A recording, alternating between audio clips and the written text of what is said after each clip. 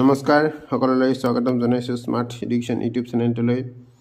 এই ভিডিঅ'টোত আগন্তুক বিভিন্ন কম্পিটিটিভ এক্সামৰ বাবে জেনেৰেল নলেজৰ 10টা গুৰুত্বপূৰ্ণ প্ৰশ্ন আলোচনা কৰিবলৈ ওলাইছো। সেয়ে ভিডিঅ'টো স্কিপ নকৰাকৈ চাব।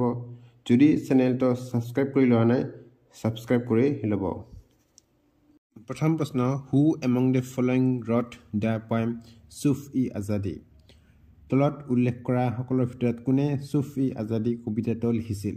শুদ্ধ উত্তৰটো হ'ল বি, ফয়জ আহমেদ ফয়জ। ফয়জ আহমেদ ফয়জে 1948 চনত চুফ-ই-আজাদী কবিতাটো লিখিছিল। ফয়জ এজন পাকিস্তানী কবি আছিল যি তেওঁৰ শক্তিশালী কবিতা আৰু গভীৰ বিষয়বস্তুৰ বাবে পৰিচিত আছিল। 2 নম্বৰ প্ৰশ্ন, who among the following translated the autobiography of madam Curie in Hindi? নিম্নলিখিতসকলৰ ভিতৰত কোনে মেডাম কিউৰীৰ আত্মজীৱনী হিন্দীলৈ অনুবাদ কৰিছিল? শুদ্ধ উত্তৰটো হ'ল বি, লাল বাহাদুৰ শাস্ত্ৰী। ভাৰতৰ প্ৰাক্তন প্ৰধানমন্ত্ৰী লাল বাহাদুৰ শাস্ত্ৰীয়ে মেডাম কিউৰীৰ আত্মজীৱনীখন হিন্দীলৈ অনুবাদ কৰিছিল। কিউৰী এগৰাকী বিখ্যাত পদাৰ্থবিজ্ঞানী আৰু ৰসায়নবিদ আছিল। ৰেডিঅ' এক্টিভিটিৰ ওপৰত তেওঁৰ অগ্ৰণী গৱেষণাৰ বাবে তেওঁক জনা যায়। বিকিৰণ পৰিঘটনাৰ ওপৰত গৱেষণাৰ বাবে কিউৰীয়ে 1903 চনত পদাৰ্থবিজ্ঞানৰ নোবেল বঁটা লাভ কৰিছিল। তেওঁ পদাৰ্থবিজ্ঞানত PhD লাভ কৰা প্ৰথম ফৰাচী মহিলা আছিল। কিউৰী আৰু তেওঁৰ স্বামীয়ে 1898 চনত পলিনিয়াম আৱিষ্কাৰ কৰিছিল। কেইবামানৰ পিছত তেওঁ ৰেডিয়াম আৱিষ্কাৰ কৰিছিল আৰু এই আৱিষ্কাৰটো চিকিৎসা বিজ্ঞান আৰু ৰোগৰ চিকিৎসাত বিপ্লৱিক পৰিৱৰ্তন আনিছিল। 3 নম্বৰ প্ৰশ্ন, who among the following is the author of the book India remembered? নিম্নলিখিতসকলৰ ভিতৰত ইণ্ডিয়া ৰিমেম্বাৰ্ড গ্ৰন্থখনৰ লেখক কোন? শুদ্ধ উত্তৰটো হ'ল C, Pamela Mountbatten. Pamela Mountbatten হৈছে ইণ্ডিয়া ৰিমেম্বাৰ্ড গ্ৰন্থখনৰ লেখিকা। ইণ্ডিয়া ৰিমেম্বাৰ্ড হৈছে ভাৰত বিভাজনৰ সময়ত পামেলাৰ অভিজ্ঞতাৰ এখন স্কেপ বুক, যাৰ ভিতৰত আছে তেওঁৰ কলকাতা, বোম্বাই, মাদ্ৰাজ, উৰিষ্যা আৰু অসম ভ্ৰমণ। এই গ্ৰন্থখনত পামেলাৰ ডায়েৰীৰ পৰিয়ালটোৰ ফটো আৰু কাহিনীও অন্তৰ্ভুক্ত কৰা হৈছে। 4 নম্বৰ প্ৰশ্ন, হু of the following is the author of the book my country my life? My country my life গ্ৰন্থখনৰ লেখক কোন? শুদ্ধ উত্তৰটো হ'ল C, LK Advani. My country my life হৈছে 2002 চনৰ পৰা 2004 চনলৈকে ভাৰতৰ উপ প্ৰধানমন্ত্ৰী হিচাপে কাৰ্যনিৰ্বাহ কৰা আৰু পঞ্চদশ লোকসভাত বিৰোধী দলৰ নেতা হিচাপে কাৰ্যনিৰ্বাহ কৰা ভাৰতীয় ৰাজনীতিবিদ LK আদৱানীৰ এখন আত্মজীৱনীমূলক গ্ৰন্থ। গ্ৰন্থখন 2008 চনৰ 19 মাৰ্চত ভাৰতৰ একাদশ ৰাষ্ট্ৰপতি আব্দুল কালামৰ দ্বাৰা মুকলি কৰা হৈছিল। 5 নম্বৰ প্ৰশ্ন, who is the author of the book glimpses of world history? Glimpses of world history গ্ৰন্থখনৰ লেখক কোন? শুদ্ধ উত্তৰটো হ'ল B, Jawaharlal Nehru. Glimpses of world history হৈছে 1934 চনত জৱাহৰলাল নেহৰুৰ দ্বাৰা প্ৰকাশিত এখন গ্ৰন্থ।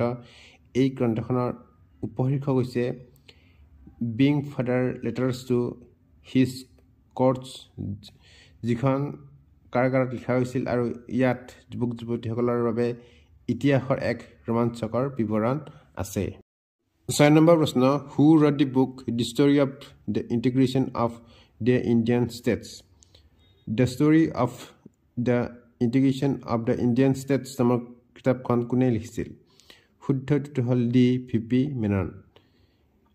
VP মেননে 1956 চনত the story of the integration of the Indian states নামৰ কিতাপখন প্ৰকাশ কৰি উলিয়াইছিল।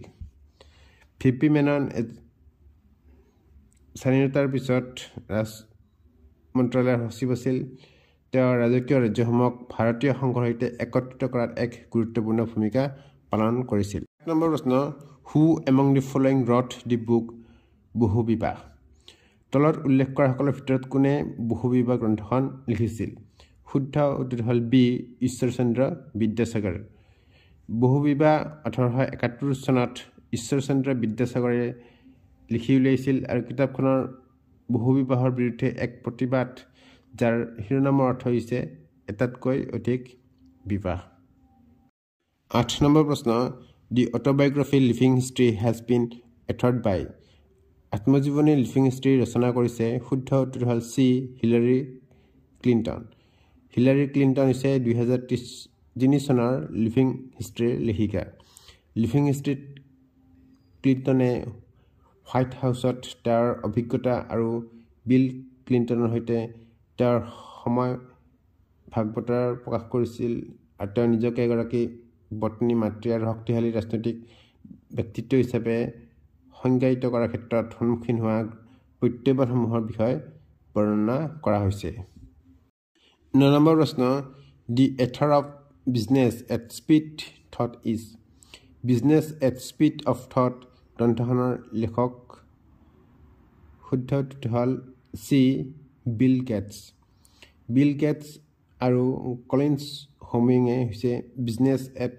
দ্য স্পীড অফ থটৰ লেখক business at the speed of thought হৈছে 1999 চনত বিল গেটছ আৰু কলিন হেমিঙৰ দ্বাৰা লিখিত এখন গ্ৰন্থ ইয়াত ব্যৱসায় আৰু প্ৰযুক্তি কেনেদৰে একত্ৰিত কৰা হয় সেই বিষয়ে আলোচনা কৰা হৈছে আৰু কেনেদৰে ডিজিটেল আন্তঃগাঁথনি আৰু তথ্য নেটৱৰ্ক কাৰোবাক প্ৰতিযোগিতাত অগ্ৰগতি লাভ কৰাত সহায় কৰিব পাৰে সেই বিষয়ে বৰ্ণনা কৰা হৈছে 10 নম্বৰ প্ৰশ্ন who is called the father of English poetry কাক ইংৰাজী কবিতাৰ পিতৃ বুলি কোৱা হয় শুদ্ধ উত্তৰ হ'ল ডি